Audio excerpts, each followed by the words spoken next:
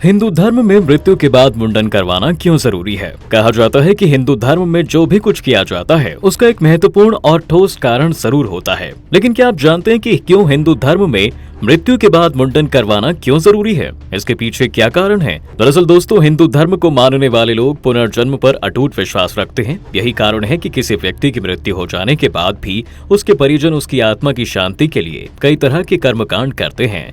कुछ आत्मा की शांति के लिए हवन और यज्ञ करते हैं, तो वहीं कुछ लोग मृतक के नाम पर दान पुण्य करते हैं। वहीं हिंदू धर्म में परिवार के किसी सदस्य की मृत्यु हो जाने पर परिवार के पुरुष अपने सिर के बाल मुंडवा लेते हैं, जिसका धार्मिक और वैज्ञानिक दोनों महत्व भी हैं, जिसका वर्णन हमें हिंदू धर्म के महापुराणों में से गरुड़ पुराण में पढ़ने को मिलता है। दरअसल गरुड़ पुराण में मृत्यु के मुंडन करवाने के पीछे कई कारण बताए गए हैं, जिनमें से पहला है स्वच्छता। माना जाता है दोस्तों, किसी भी व्यक्ति की मृत्यु के बाद उसका शरीर सड़ने लगता है। ऐसे में परिवार के सदस्य, खासकर मृतक के पत्नी और उनके बच्चे, शव यात्रा से लेकर दाह संस्कार तक शव के आसपास ही रहते हैं और शव को छूते रहते हैं।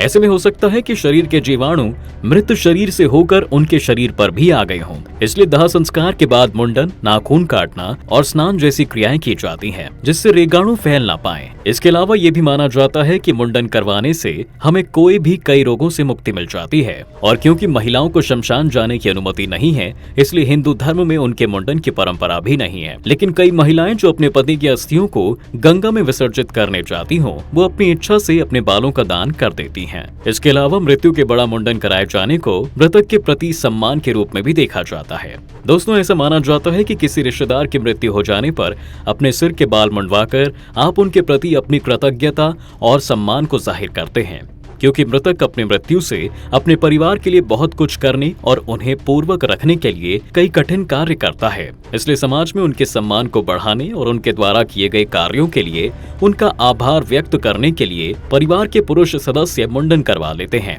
जिससे उनकी आत्मा को अपने प्रति सम्मान देखकर संतुष्टि मिलती है। वहीं दोस्तों, गरुड़ पुराण में इसको लेकर एक और महत्वपूर्ण कारण बताया गया है। गरुड़ पुराण के अनुसार माना जाता है कि जिस प्रकार एक बच्चे के जन्म के समय सूतक लगता है, उसी प्रकार गरुड़ पुराण के अनुसार परिवार में किसी सदस्य की मृत्यु होने पर भी कई बार सूतक लगता है, जिसे पातक सूतक कहा जाता है। ऐसा माना जाता है कि किसी व्यक्ति की मृत्यु होने के बाद उनके परिजनों में कुछ समय तक अशुचित्व यानी अशुद्धि और अपवित्रता रह जाती है। जो मुंडन कराने से इस अशुद्धि और अपवित्रता से मुक्ति मिल जाती है। इसलिए मृत व्यक्ति के परिवार वालों को 10 दिन तक और मुखाग्नि देने वाले सदस्य को 12 से 13 दिन तक यानी कि 13वीं में होने वाले पिंडदान तक पातक का पालन पूरी कड़ाई और नियम पूर्वक ही करना चाहिए। गरुड़ पुराण में आगे बताया गया है कि 13वीं हो जाने के बाद मृतक के परिजनों को मृतक की उपयोग की हुई वस्तुओं को दान करना चाहिए। कहा जाता है कि इस प्रकार के दान से मृतक की आत्मा को शांति मिलती है और मृत्यु लोक से यमलोक की यात्रा में उसे किसी प्रकार का कष्ट नहीं उठाना पड़ता। मूलतः ये काल सवा माह यानी 37 से 40 दिन तक चलता है, क्योंकि 40 दिनों में नक्षत्र का एक काल पूर्ण हो जाता है और इस दौरान मृतक के परिजनों किसी के घर जाने की अनुमति नहीं होती। इसके अलावा ये भी माना जाता है कि सिर पर से बाल मुंडवाकर परिजन मृतक से अपनी भौतिक संपर्क तोड़ लेते हैं। गरुड़ पुराण के अनुसार जब किसी व्यक्ति की मृत्यु हो जाती है तो सांसारिक मोहमाया से जुड़े होने के कारण अपनी मृत्यु को स्वीकार वो नहीं कर पाते और ऐसे में वो अपने परिजनों से संपर्क करने का प्रयास करते हैं। लेकिन इंद्रियों के निष्क्रिय हो जाने के कारण वो अपने परिजनों से संपर्क नहीं कर पाते और इस संपर्क को बनाने में सिर बाल महत्वपूर्ण भूमिका निभा सकते हैं, जो मृतक की आत्मा और परिजनों दोनों के लिए उचित नहीं है। इसलिए इस संपर्क को समाप्त करने के लिए मुंडन करवाने की परंपरा है, ताकि मृतक अपने परिजनों से संपर्क ना कर सके और इस भौतिक संसार को छोड़कर यमलोक की अपनी यात्रा पर जा सके, जिससे जल्द ही वो नई योनि में जन्म ले सके।